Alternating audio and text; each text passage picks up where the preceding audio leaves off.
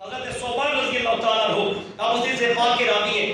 امام ترمذی نے کتاب الفطر کے اندر اس کو نقل فرمایا. آقا کریم علیہ السلام نے فرمایا سیکون فی امتی ثلاثون کذابون. فرمایا میری امت میں 30 کذاب ہوں گے.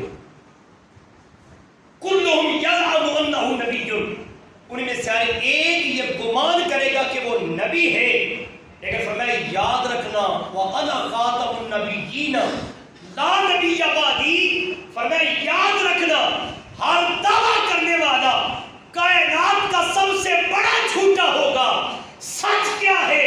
فرمایا انا خاتم النبیین لا نبی بعدی. فرمایا میں خاتم النبیین ہوں، میرے بعد کوئی نبی کائنات میں نہیں آئے گا.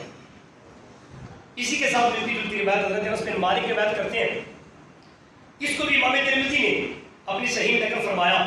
آقا کریم علیہ السلام نے فرمایا ان الرسالۃ والنبوۃ قد انقطعت فلا رسول بعدی ولا نبی. آقا کریم علیہ السلام نے فرمایا رسالت اور نبوت اس کا منصب قد انقطعت منقطع ہو گیا، یہ سلسلہ ٹوٹ گیا، اختتام پذیر ہو گیا.